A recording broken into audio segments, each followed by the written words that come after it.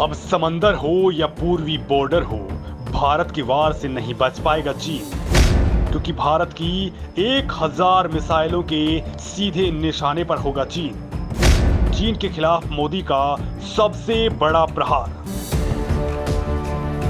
दोस्तों, इन दिनों हिंद महासागर में चीन ने भारत के साथ काफी तनाव को बढ़ा रखा है। जिस तरह से भारत ने मिसाइलों का लगातार टेस्ट किया है, उससे चीन काफी डरा हुआ है। चीन ये सोच करके परेशान है कि भारत के पास पहले से ही ऐसी मिसाइलें हैं जो काफी ज्यादा रेंज वाली हैं। अब भारत ऐसी मिसाइलों को विकसित कर रहा है जो भारत को न केवल एशिया का सुपर पावर बना देंगी, बल्कि ऐसी मिसाइलों का चीन चाहकर भी सामना नहीं कर पाएगा। और दोस्तों, यही कारण है कि चीन भारत की संभावित मिसाइलों की टेस्टिंग को रोकने के लिए समंदर में घुसपैठ कर रहा है। दोस्तों, ये एक तरह से भारत को सीधे सीधे युद्ध की चेतावनी है, क्योंकि चीन दादागिरी दिखाते हुए भारत के जल क्षेत्र में अपने जासूसी युद्धपोत घुसा चुका है, और ये कोई मामूली बात नहीं है। तो वहीं दोस्तों, भारत ने भी अपनी नौसेना को सबसे बड़े अलर्ट पर रख दिया है और चीन की पनडुब्बियों और युद्धपोतों को समंदर में राख करने के लिए भारत का सबमरीन हंटर PHI विमान आसमान में चीन की मौत बनकर के मंडरा रहा है। दोस्तों, चीन बेहद चालाक है। चीन भारत के साथ हिंद महासागर में अपने विवाद को जल्द खत्म करने की मूड में नहीं है, इसलिए उसने अब समंदर में एक और जासूसी युद्धपोत को उतार दिया है। लिहाजा भारत भी अपने एक और दोस्त, जो चीन का भी दुश्मन है, यानी जापान के साथ मिलकर एक बहुत बड़ी योजना तैयार कर ली है। भारत जापान के साथ मिलकर के 1000 खतरनाक मिसाइलों की बौछार चीन पर करने वाला है, और इसके लिए मिसाइलों को लेकर के योजना बन चुकी है। लिहाजा दोस्तों, जानते हैं कि आखिर किस टाइप की मिसाइल को चीन पर तैनात किया जा रहा है और कहां पर ये मिसाइलें तैनात होने वाली हैं, और क्या है भारत और जापान का संयुक्त चीन के खिलाफ एक्शन। ये तमाम बातें मैं इस वीडियो में आपको बताने वाला हूं, लिहाजा मेरे साथ बने रहिए। चीन को लेकर भारतीय सेना का हुआ मूड ऑफ। अब चीन को बर्बाद करने उतरी 1000 मिसाइलों की फोर्स। दोस्तों, चीन से सिर्फ भारत ही परेशान नहीं है, बल्कि भारत के साथ साथ दर्जनों ऐसे देश हैं जो चीन की दादागिरी से परेशान हैं। चीन ने कई देशों को लोन देकर उनको फंसा लिया है, जैसे श्रीलंका और पाकिस्तान। साथ ही साउथ अफ्रीकन कंट्रीज भी बहुत हैं जिनको चीन फंसा चुका है। और दोस्तों, अब उनके संसाधनों पर कब्जा करके ये उन्हें बर्बाद कर रहा है। दोस्तों, 2 नाम मैंने बताए, पाकिस्तान, श्रीलंका, और भी बहुत सारे देश हैं जिन्होंने चीन से इतना कर्ज लिया है कि वो 7 जन्म लेकर के भी इसे नहीं चुका सकते हैं। भारत ने इन देशों को चेतावनी भी दी थी। अब चीन को लेकर भारत अलर्ट हो चुका है और चीन को जवाब देने के लिए बड़ी तैयारी कर ली है। भारत और जापान मिलकर चीन पर अब मिसाइलों की बौछार करने वाले हैं, और इसके लिए पूरी रणनीति तैयार हो चुकी है। बिल्कुल ठीक सुन रहे हैं दोस्तों, चीन से मिल रही धमकियों के बीच भारत और जापान ने अपनी सेनाओं को एकजुट करने का फैसला किया है।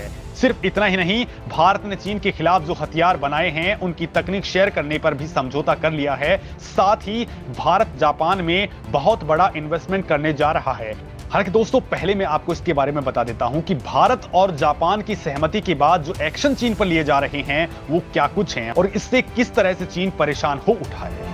तो दोस्तों, भले ही चीन भारत के खिलाफ अपनी आक्रामकता को कम करने का नाम ले रहा हो और भारत से भिड़ने की सैकड़ों वजह तलाश रहा हो, लेकिन अब ड्रैगन पर चौतरफा वार करने की पूरी प्लानिंग मोदी सरकार ने कर डाली है। अब दोस्तों, एक तरफ से जब चीन को भारत ठोकेगा, तो दूसरी तरफ से भारत के शक्तिशाली दोस्त जापान ने भी चीन की नाक में दम करने का पूरा प्लान तैयार कर लिया है। क्योंकि दोस्तों, जापान और चीन की आपस में बिल्कुल भी नहीं बनती है, और जापान के भी एक द्वीप पर चीन अपना दावा करता है। ऐसे में दोस्तों, अपने सबसे बड़े खतरे से निपटने के लिए जापान ने अपनी सैन्य शक्ति को 2 गुना करने का प्लान कर लिया है, और ऐसे में जो फैसला लिया गया है, यकीन मानिए वो आपको भी हिला करके रख देगा। क्योंकि चीन की तरफ से लगातार मिल रही धमकियों के बाद जापान चीन की तरफ मुंह करके 1000 क्रूज मिसाइलों को तैनात करने जा रहा है, और कहा जा रहा है कि जापान ने यह फैसला राजनाथ सिंह के जापान के दौरे के बाद में लिया है। जानकारी यह है दोस्तों कि जापान चीन के खिलाफ अपनी जवाबी कार्रवाई क्षमताओं में सुधार करने के लिए लंबी दूरी की 1000 क्रूज मिसाइलों की तैनाती पर विचार कर रहा है। इन मिसाइलों को Japan ground self defence force type 14 subsonic antiship मिसाइलों को संशोधित किया जाएगा, जिससे उन मिसाइलों की क्षमता 100 से 1000 किलोमीटर तक की बढ़ जाएगी। दोस्तों, चीन के खिलाफ तैनात होने वाली ये मिसाइलें काफी खतरनाक होगी। जापान भारत के साथ मिलकर लंबी रेंज वाली क्रूज मिसाइलें तैनात कर सकता है। दोस्तों, ये मिसाइलें नैन्सेई द्वीप पर तैनात की जा सकती हैं, जो उत्तर कोरिया और चीन के पास में मौजूद है। आपको बता दें कि इस प्लानिंग के तहत 100 किलोमीटर की रेंज वाली कम से कम 1000 मिसाइलें तैनात होंगी, जिन्हें जहाजों और विमानों पर तैनात किया जाएगा। साथ ही जानकारी यह है दोस्तों कि जापान अपनी एक मिसाइल टाइप 12 की क्षमता को बढ़ाने पर विचार कर रहा है।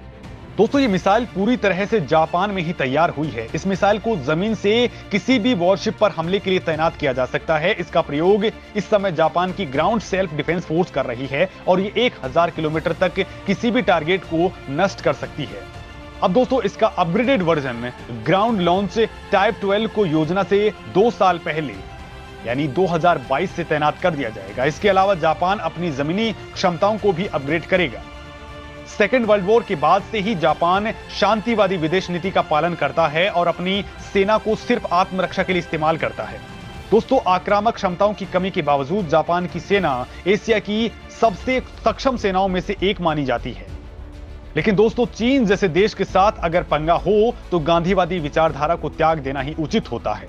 आपको बता दूं कि जापान ने वर्ल्ड वॉर सेकंड के बाद से ही शांतिवादी विदेश नीति अपना रखी है और अपनी सेना की भूमिका को आत्मरक्षा तक सीमित कर डाला। दोस्तों, आज की डेट में आर्थिक महाशक्ति जापान के पास न्यूक्लियर वेपन के नाम पर केवल एक है। हालांकि जापान के पास आक्रामक क्षमताओं की कमी के बावजूद एशिया की बड़ी ताकत मौजूद है, जिसका उपयोग जापान अपने क्षेत्र में दुश्मन के ठिकानों पर हमला करने के लिए कर सकता है। लेकिन दोस्तों, अब चीन की वजह से पानी सिर से ऊपर गुजर चुका है, लिहाजा अब भारत जापान के साथ मिलकर चीन का मुकाबला करने की ओर आगे बढ़ चुका है। दोस्तों, इस वक्त जापान एक साथ अमेरिका, ऑस्ट्रेलिया, ब्रिटेन और साउथ कोरिया के साथ मिलकर के एक बड़ा संगठन बना चुका है, जो चीन का मुकाबला करने के लिए बहुत काबिल होगा। और इसमें बड़ा प्लेयर भारत है, जिसके संबंध जापान के साथ बहुत गहरे हैं। आने वाले वक्त में आप देख पाएंगे कि जापान भारत में इन्वेस्ट कर रहा है और भारत जापान की डिफेंस टेक्नोलॉजी को अपग्रेड करवाने में मदद कर रहा है। यानी चीन के लिए अब बच निकलना मुश्किल होगा।